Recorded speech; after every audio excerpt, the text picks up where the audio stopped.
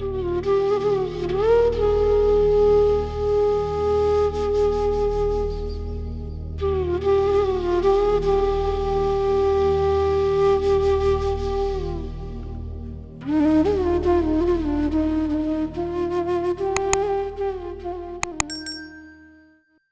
पहले 94 में 94 जालंधर में हम लोग गुरुजी के चरणों में आए थे।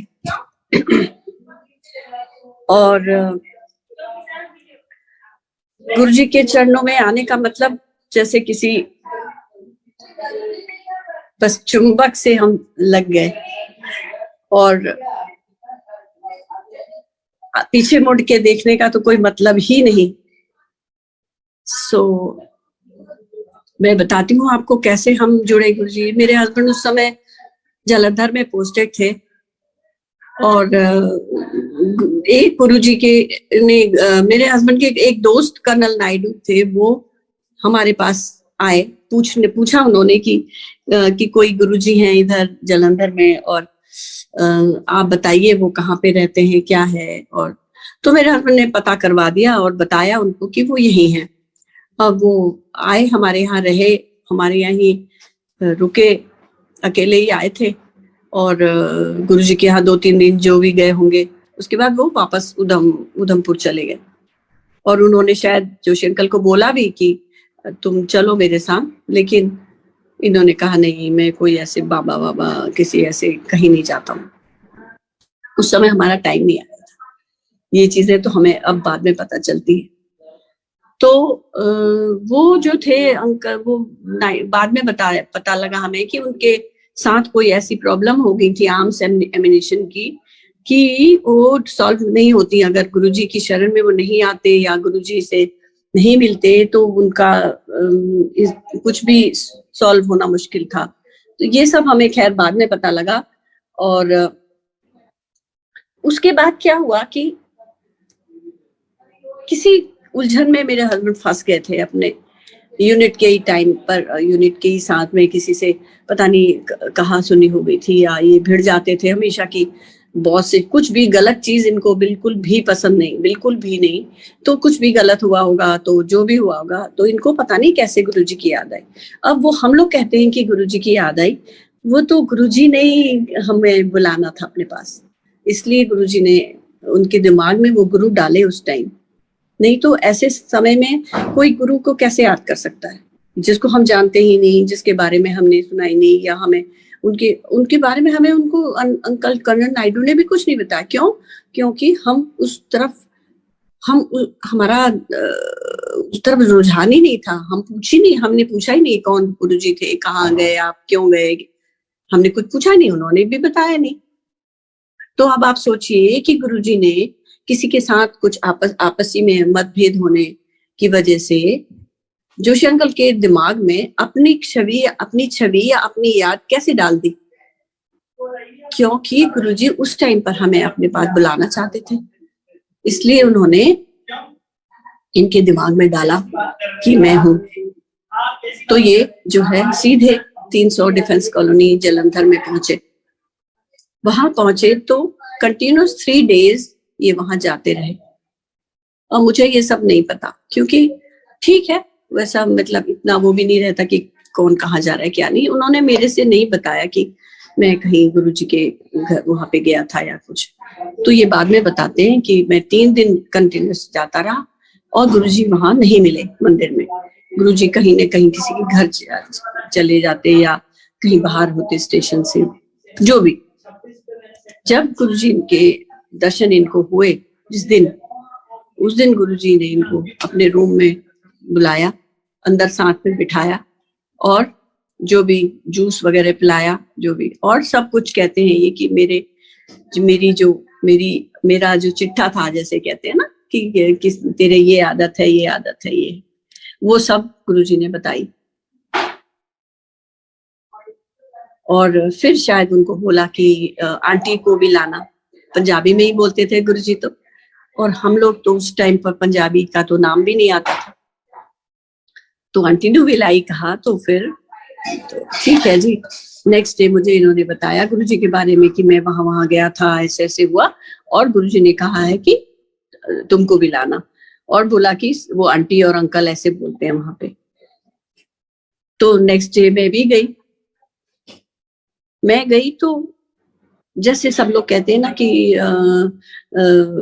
गुरुजी के जब दर्शन शुरू में हुए होंगे उनको, तो कैसे गुरुजी उसमें बैठे हुए थे, अपने सिंहासन में बैठे हुए थे, खूबसूरत रोब पहने हुए और दिव्य स्वरूप, इतनी सुंदर, इतनी उनकी आभा झलक रही थी और उनकी आंखें चकाचौंध हो रही थी, ऐसा रूप देखा। लेकिन मैंने अपने प्यारे गुरुजी को बिल्कुल सरल सीधे भोले भाले बच्चे की जैसे देखा। और उस समय वो गुरुजी जो थे वो बरमूडा पहने हुए थे और एक अंडा शर्ट पहने हुए थे और बिल्कुल भोले बच्चे के जैसे कारपेट पे बैठे हुए थे, नीचे आधे लेटे आधे बैठे, ऐसे बैठे हुए थे। और 5-6 संगत थी सिर्फ, और मैं और मेरे हस्बैंड पहुंचे, इन्होंने प्रणाम किया तो मैंने भी प्रणाम किया। और मैं एकदम शून्य थी, मैं ब्लैंक थी बिल्कुल। मेरे अंदर से कोई ये विचार नहीं था कि मैं कहाँ जा रही हूँ, किसके पास जा रही हूँ, कौन बाबा जी हैं, कौन साधु हैं, कौन गुरुजी हैं, कोई भी नहीं, कोई थॉट नहीं था मेरे अंदर। बस मैं अपने पति का अनुसरण कर रही थी। और जब फिर मैं बैठी गुरुजी, तो गुरुजी ने इशारा किया बैठो। वहीं पे सब लोग कारपेट पे ही बैठ गए। जिसने जालंधर का मंदिर देखा हो तो जहाँ पे लॉबी है, जहाँ पे एक्वेरियम रखा होता है, गुरुजी अपने रूम के एकदम बाहर वहीं पे बैठे हुए थे। मैं भी बैठ गई और गुरुजी ने मुझे इशारा करके पैर दबाने के लिए कहा। मैंने पैर दबाने शुरू किए। कोई मन में विचार नहीं कि मैं क्यों पैर दबा रही हूँ, किसके दबा रही हूँ, पहली बार आई हूँ या नहीं आई हूँ, कोई विचार नहीं। और मैं जैसे कहना चाहिए कि यंत्रवत, जैसे स्वाभाविक रूप से मैं जैसे बड़ों के को सत्कार करते हैं, उसी तरह मैं वो हुए, उनका चरण दबाने लगे उनके। और गुरुजी ने मुझे भी, मेरे लिए भी बोलना शुरू किया कि ये तुझे अच्छा लगता है, ये अच्छा लगता है, मीठा बहुत खाती है, और ऐसे एक बात को मतलब जो भी मेरी अच्छाई बुराई जो भी बोला होगा। मैं तो इतनी जल्दी वो बोल रहे थे और पंजाबी में बोल रहे थे तो कुछ समझ भी नहीं आई, कुछ समझ नहीं पाई। जो लोग बैठे हुए थे वो लोग हंसते भी जा रहे थे। और काफी एब्रिविएशंस गुरुजी बोला करते थे। पहले तो बहुत बोलते थे गुरुजी, जब भी कोई आया जरूर कुछ न कुछ कह के हंसाते थे। फौजी लोग बहुत आते थे गुरुजी के पास, तो कोई एएससी वाले आ गए तो बोलते थे आओ आटा सब्जी चोट। कभी तो इस तरह से छोटी छोटी, अच्छा पीएचडी किया हुआ है तो पागल की होता है, पीएचडी पागल होने का डर, ऐसे करके गुरुजी छोटे छोटे एब्रिविएशंस करके खूब हंसाते भी थे। बहुत लाइवली, बहुत प्यार से सब लोग बैठे रहते थे। ये सब होने के बाद गुरुजी ने अचानक से मुझसे बोला कि ये मेरे में अभी भी पहने हुए हूँ, ये अंगूठी मैं आपको दिखाती हूँ। ये जो अंगूठी मेरी है, ये बहुत पुराने टाइम की है, जब शायद मेरे हस्बैंड 8 साल के रहे होंगे। इसमें इनका नाम लिखा हुआ है गौरी शंकर। मेरे हस्बैंड का घर का नाम जो है वो गौरी शंकर है, तो इसमें नाम लिखा हुआ है गौरी शंकर। 8 साल में इनका उपनयन हुआ था, जनेऊ हुई थी। तो मेरी सासू माँ ने जो है वो एक अंगूठी अपने लिए, ये वाली, और एक छोटी सी अंगूठी बिल्कुल 8 साल के बच्चे के हाथ में जो आती थी वो भी मेरे पास रखी है, छोटी सी, वो भी बनवाई है, उसमें भी गौरी शंकर लिखा हुआ है। तो गुरुजी ने, जब मैं पैर दबा रही थी उनके, तो गुरुजी ने मुझसे बोला कि की लेके आए, इसमें ऐसे पूछने लगे।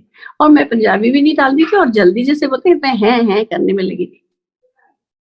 तो फिर गुरुजी ने किसी को बोला कि पता है इन्हों मैं क्या कह रहा हूँ।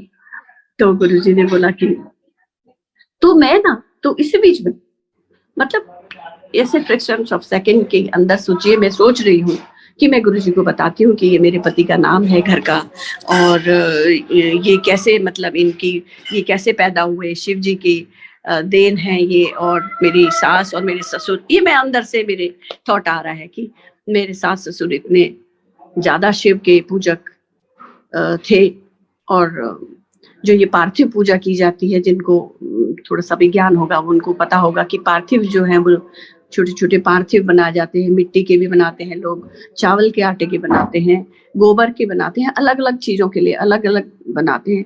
तो मेरी सास ने तो, मुझे लगता नहीं कि कोई भी तरह का पार्थिव बनाना उन्होंने पूजा नहीं होगा। नैनीताल जैसी जगह में रह करके उन्होंने मक्खन तक के पार्थिव बना के पूजा की हुई है। तो और अपने अंत समय तक 80 इयर्स की होके उनकी डेथ हुई थी, अपने लास्ट डे में भी उन्होंने जो पूजा की थी वो एवरी डे वो 11 पार्थिव बनाया करती थी मिट्टी के। मिट्टी जो है वो वाली छान के मिट्टी, जो दीमक का जो घर होता है, दीमक के जो घर होते हैं उसमें कंकर पत्थर नहीं होते, वो जंगलों में कहीं कहीं जगहों में बहुत मिल जाते हैं। हम लोग धौला कुआं में रहते थे उस समय दिल्ली में, और वो सहायक जो है हमारा, मेरे हस्बैंड का सहायक जो था, वो हमेशा मेरी सासू माँ के लिए वो मिट्टी हमेशा लेके आता था, कूट के और छान के उसको रखता था कि वो सुबह जो है वो पूजा करती हैं। तो वो करती थी, वो एक छोटी सी तांबे की वो होती है, तांबे की जो ऐसे ये इस तरह की छोटे से ये होते हैं, कूनी बोलते हैं हम लोग उसको, इस तरह इसमें आटे के जैसा उसको गूंथती थी, और उसके हथेली में रख के उसको ऐसे 4 फिंगर्स के बराबर लेंथ, जितने जैसे शिव पुराण में भी लिखा है, ये सब जो पार्थिव के बनाने के सब शिव पुराण में लिखा हुआ है ये सब। और तो वो बनाया करती थी, बीच में एक छोटे से शिवलिंग और उसके चारों तरफ पतले पतले उंगली के आकार के इतने बड़े बड़े वो 11 पार्थिव बना के उसमें चिपकाया करती थी, और उस कुनी में उसको रख देती थी। और पूरी शिव स्तोत्र उनको याद था, 108 नाम उसे पूरे याद थे शिव जी के, और वो पूरी जो अपनी पूजा किया करती थी जल चढ़ाते हुए वो किया करती थी। पहले उनकी प्रतिष्ठा किया, फिर उनमें उनको जो भी मतलब क्रम होता है उस क्रम से वो हमेशा पूजा करती थी। अंत समय तक उन्होंने अपने लास्ट डे तक किया था। सो मैं उनकी ये सब पे गुरुजी ने जब चरण दबा रही थी तो मेरे अंदर से ये भाव आया कि मैं गुरुजी को बताती हूँ कि मेरे सास ससुर इतने ज्यादा शिव जी के पूजक हैं, और उनकी ही कृपा से उनको ये बेटा प्राप्त हुआ। क्योंकि मेरी कभी मैंने सुना था, या जो भी कह लीजिए बात इस तरह का, कि ये वो लोग कहते थे कि नहीं उनको बेटी होती है तो, और बेटा होता है तो वो एकदम मर जाता है, कुछ ऐसा। तो वो पहले से कुल धारणा रहती थी कि बेटी नहीं रहती है और बेटा रहता नहीं। तो वो लोग शिव जी की उन्होंने बहुत पूजा की थी, और मेरे पति हुए थे उस समय। तो वो दिमाग में मेरे चल रहा था।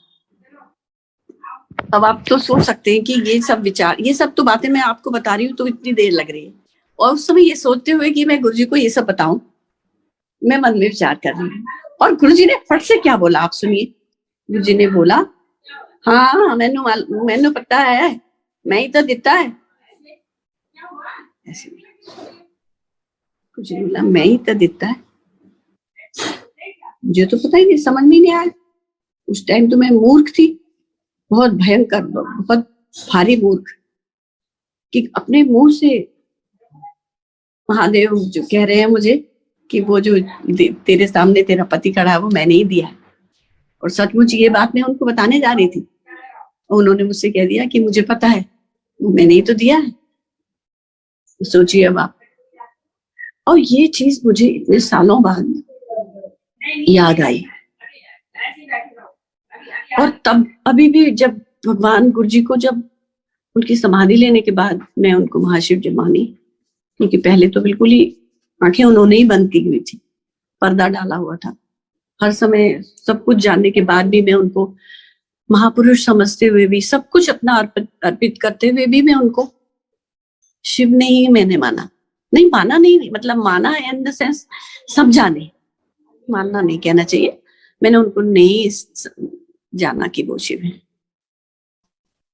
गुरुजी से बोला कि गुरुजी घर पे आप चरण रखिए, हमारे भी घर पे आइए। तो गुरुजी एक बार नहीं मान गए, हाँ ठीक है, कह लेंगे लंगर नहीं खाऊंगा, मैं चाय पीऊंगा, बोलने लगे। हम तो बहुत खुश हुए, बहुत खुश। वो वाली वो वाली खुशी तो सचमुच में मैं बयान भी नहीं कर सकती, इतने हम लोग खुश हुए कि गुरुजी हमारे घर आ गए। और फिर हम, जैसे हमसे कहते हैं ना, जो हमसे पहले थे पुरानी संगत, तो हम उनसे फिर पूछने लगे कि गुरुजी को क्या अच्छा लगता है, कैसा है, क्या बनाएंगे।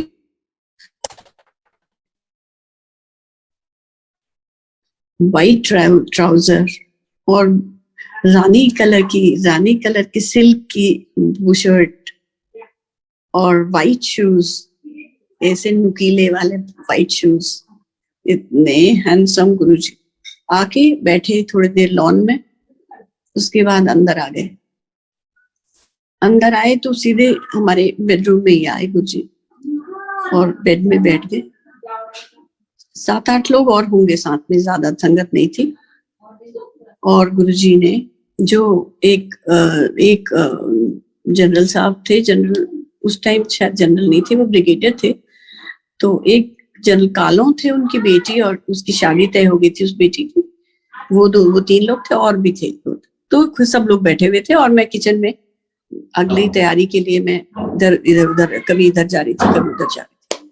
सो क्या हुआ कि मैं तैयारी करी थी, तब तक जोशी अंकल फटाफट आए मेरे पास, कहने लगे जल्दी चलो अंदर, देखो ना क्या हो रहा है, तुम यहाँ पे किचन में बैठे हो। मैं भाग के आई तो देखा गुरुजी ने सचखंड का प्रसाद निकाला। सचखंड का प्रसाद गुरुजी ने निकाला अपने हाथ में और वो शेखू अंकल की बेटी को दिया। और सब लोग देखते रहे, और हमारे लिए तो वो सबसे पहले बार वो देखने की चीज थी। वो इतना दिव्य, इतना बड़ा गुरुजी के हाथ में था, जैसे मोम होता है पिघला हुआ, ऐसे लग रहा था कि वो है हिल रहा है, गील गरम। और थोड़ी देर में वो क्रिस्टल जैसा हो गया और उन्होंने उस बेटी के हाथ में को दे दिया। और उसके बाद गुरुजी एकदम रेड हो गए और गुरुजी ने एक दुपट्टा मांगा मुझसे, फिर कॉटन का एक दुपट्टा दे के उन्होंने अपना सिर बांध लिया। गुरुजी की शक्ति लगती थी। ये सब चीजें हमें अब बाद में पता चली, उस दिन तो उस टाइम पर तो हम भी नए नए थे, कुछ जानते नहीं थे ये क्या हो रहा है, गुरुजी ये क्यों हो रहा है, ऐसे क्यों बांध रहे। और बाकी लोग जो थे वो फिर गुरुजी को पैर वैर में भी ऐसे मालिश जैसे करने लगे। वो दिव्य प्रसाद पहली बार देखा हमने, सचखंड का प्रसाद जब आया। और उसके बाद सब लोग को चाय पकौड़े सब लोग ने खाए, काफी देर गुरुजी बैठे, म्यूजिक लगा रहा और सब लोग अपनी अपनी बातें, सब कुछ चलता रहा। थोड़ी देर बाद गुरुजी ने बोला कि चले गुरुजी, जाने के लिए तैयार हुए। अब वो जैसे ही जाए, हम लोग भी गेट तक गुरुजी के पीछे पीछे गए और फिर गाड़ी में गुरुजी बैठे, हम लोग अंदर आके हम लोग, जैसे हम खुश हो रहे थे बहुत, और वहीं पे जहाँ पे गुरुजी बैठे थे वहां पे जैसे वो करने लगे। सबको अच्छा लग रहा था कि गुरुजी आज हमारे यहाँ पे बैठे हुए।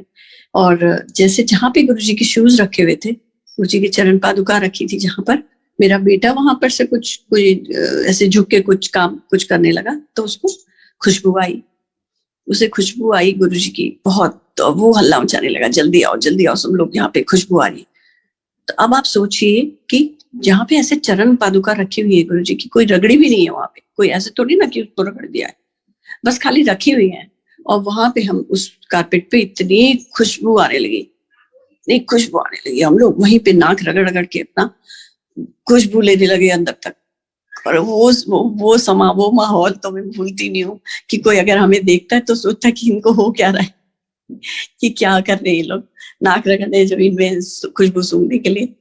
पर वो भी एक टाइम था, वो भी एक लीला थी, वो भी एक उनका अपना रूप था गुरुजी का, जो हमें गुरुजी ने दिखाया। और सिलसिला चलता रहा। बहुत समय हुआ, गुरुजी अक्सर आ जाते थे घर पे। और पहले वहाँ टाइमिंग कोई ऐसे वाले नहीं होते थे, सुबह 9 बजे से मंदिर खुल जाता था और शाम तक खुला रहता था। चाय प्रसाद सिर्फ वहां बनता था, जो आता था उसको चाय प्रसाद मिल जाता था। कोई भी पर्टिकुलर जना नहीं था कि जो चाय बनाए, जो भी होता था अपने मन से जाके किचन में जाके 10 लोगों की चाय बनाई, फिर सबको बरता दी, फिर दूसरा जना चला गया। इस तरह से वहां चलता रहता था, पूरे दिन भर सिलसिला चलता रहता था। और शाम को गुरुजी लंगर, एक टाइम लंगर होता था वहां पे, और शाम को जहां से भी बन के आता था गुरुजी हुक्म जो करते थे, गुरुजी जहां से भी लंगर बन के आता था, फिर वो जिसको भी बोलते थे 8 बजे 6 बजे गुरुजी अमृत दिया करते थे। पूरा हॉल खचाखच भरा रहता था उस समय, क्योंकि 6 बजे गुरुजी का दरबार लगता था। गुरुजी रोब में आते थे, अपने आसन में बैठते थे, और उस समय हॉल खचाखच भरा रहता था। और नल के पानी से ग्लासेस आधे आधे भर के ट्रे में सजा के ले जाते थे, और गुरुजी के पास बैठ जाता था एक जना सेवादार लेके, और गुरुजी अपनी माला से उसमें डिप कर करके जिसको भी देना होता था इशारे से बुला लेते थे। हॉल में उस कोने में सबको जिसको मिलना होता था उसको मिल जाता था। और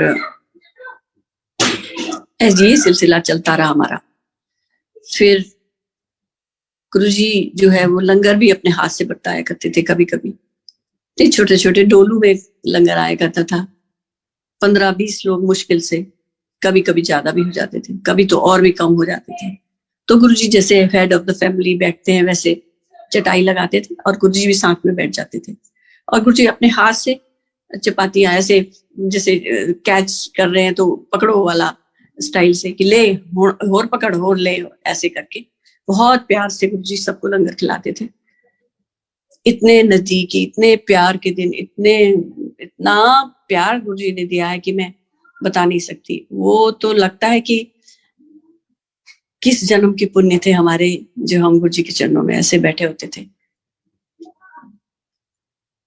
फिर उसके बाद धीरे धीरे, जैसे मैं बता रही हूँ कि वहां ऐसा कोई टाइम नहीं था कि क्या, तो मैं जैसे जल्दी भी जाके कभी बैठी होती थी तो गुरुजी बुलाते थे कि तू चल घर जा, मैं 25 या 30 या जितने भी संगत वो मुझे बताते थे कि इतने लोगों का लंगर तैयार करवा ले, और मैं आ रहा हूँ संगत लेके।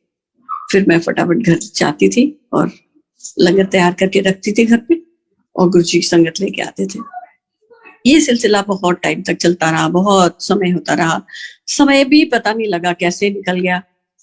और स्कूल में पढ़ाया करती थी मैं, वहां पे सेंट जोसेफ स्कूल है गुरुजी के घर मंदिर के पास ही, वहां पे पढ़ाया करती थी उस समय में। गुरुजी कहते थे कि छੱड दे कहते थे उससे। ये टीचर जितने होते हैं ना वो सब कंफ्यूज होते हैं, बोलते टीचर जितनी होती है सारियां कंफ्यूज होती हैं, छੱਡ परे क्यों कर दिए। फिर मैं गुरुजी को कहती थी गुरुजी ये सेशन तो पूरा करना पड़ेगा, और उसके बाद मैंने नौकरी नहीं की। अब उस समय की एक बात बताती हूँ। गुरुजी का प्रसाद गुरुजी ने हमको दिया था उस समय, 9 दिसंबर की बात है, हमारी मैरिज एनिवर्सरी थी, और हम उस शुरू का ही टाइम था, शायद हम लोग गए थे गुरुजी के चरणों में, और इतना कुछ ज्ञान नहीं था। तो जो शुरू से व्रत वगैरह करते चले आ रहे थे, फ्राइडे वाला व्रत करते थे हम, तो उसमें खट्टा नहीं खाना होता, ये नहीं। तो उस दिन हमारी मैरिज एनिवर्सरी के दिन फ्राइडे था, तो हम दोनों ने डिसाइड किया, हम लोगों ने, कि आज वहां पे लंगर नहीं खाएंगे, क्योंकि वहां तो फिर वही होगा, सब खट्टा वट्टा होगा, प्याज होगा, ये होगा, तो हम लोग नहीं जाएंगे आज, और जल्दी शाम को नहीं जाएंगे। तो इनसे मैंने बोला आप भी ऑफिस से आ जाइएगा, और मैं स्कूल से वहां चली गई। दोपहर में कभी भी लंगर नहीं होता था जैसे मैंने बताया, लेकिन उस दिन पता नहीं कहाँ से मेथी के पराठे, दही और शक्कर और घी, देसी घी, वो थालियों में रखा हुआ वो आया डोलू में, गुरुजी ने अपने हाथ से रखा। और पहले तो हमें गुरुजी ने वो पादुका, हमें अपनी चरण पादुका उन्होंने दी, और रखी है, अभी मेरे मंदिर में ही रखी हुई है। और तो वो दी, और उसके बाद हमको वो थाली पकड़ाई, कहने लगे लो दोनों जने खाओ।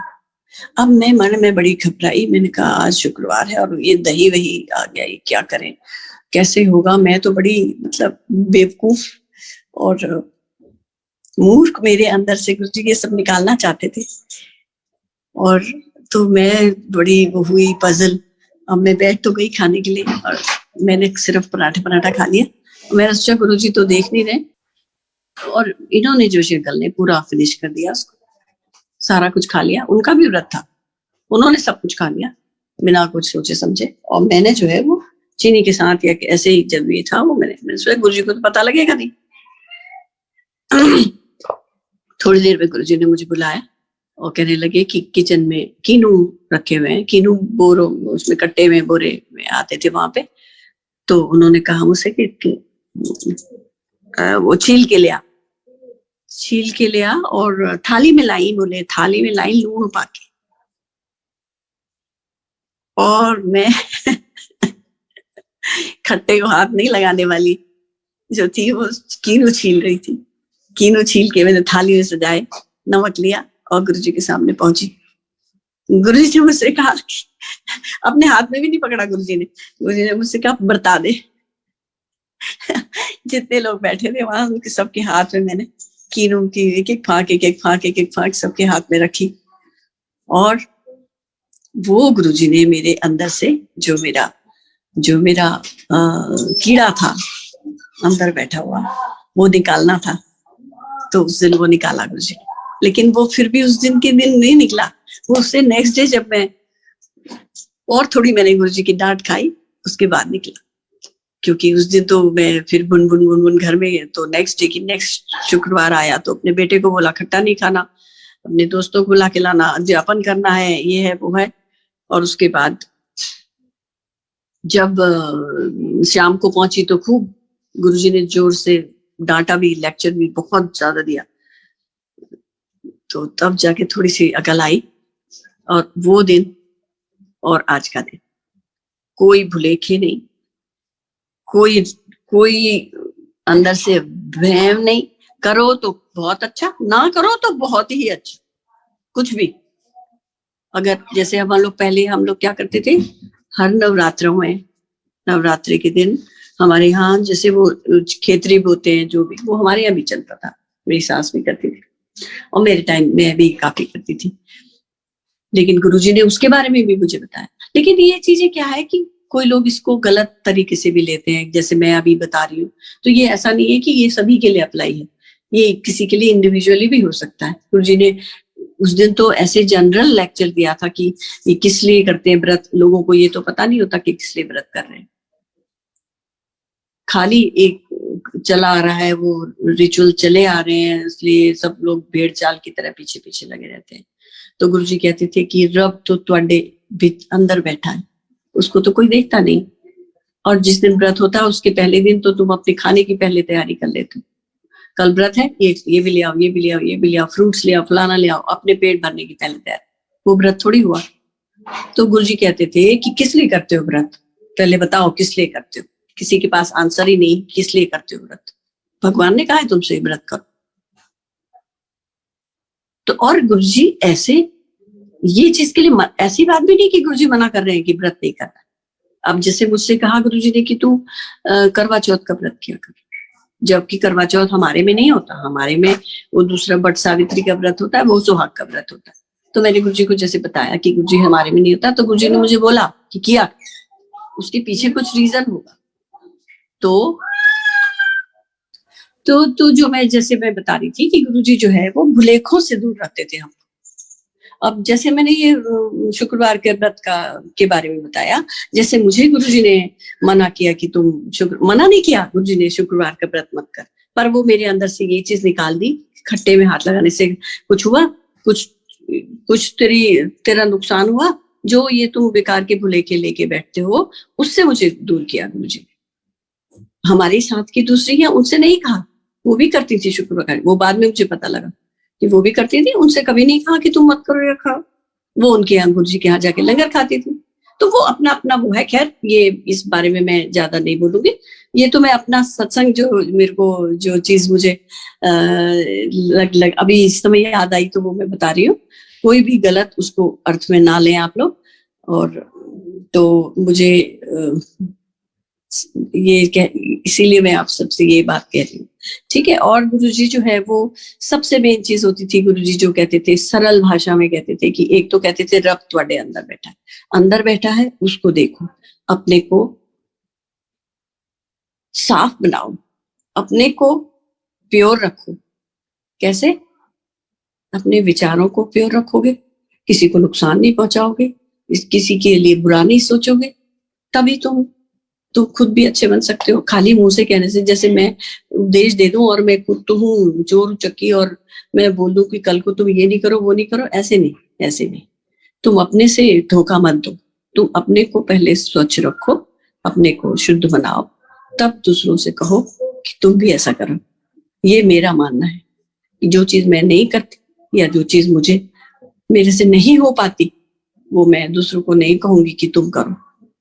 मैं अब जैसे सब ठीक है, वो बहुत अच्छी बात आजकल मैंने शुरू किया है क्योंकि गुरुजी मुझे भी करवा रहे हैं शायद आजकल।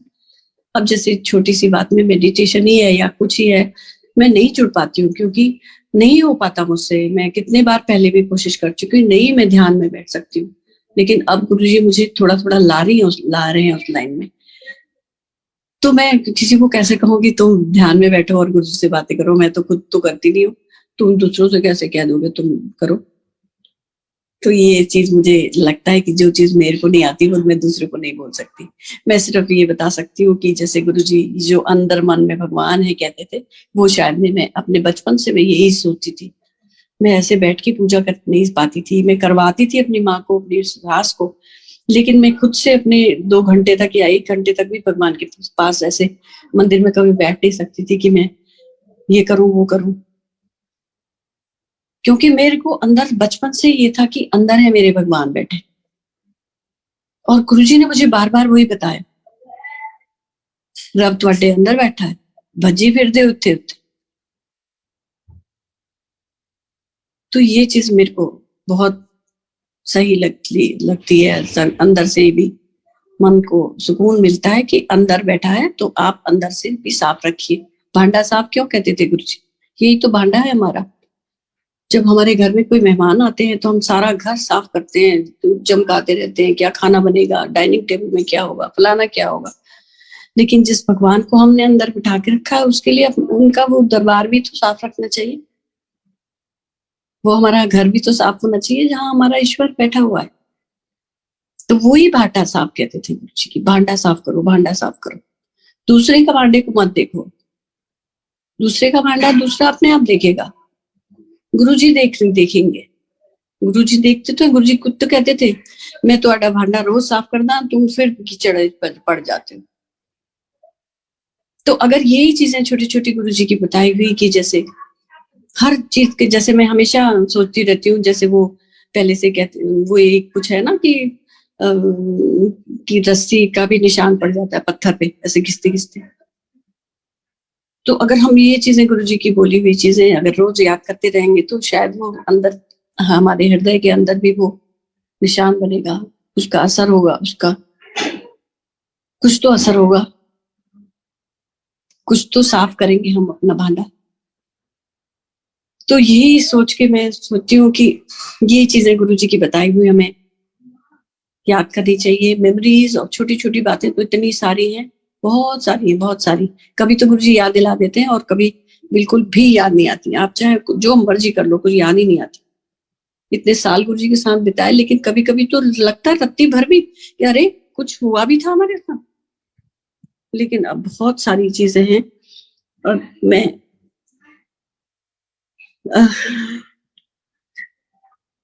थोड़ी सी पजल में भी हूँ, इसलिए भी सोच रही हूँ कौन सी क्या बताऊं।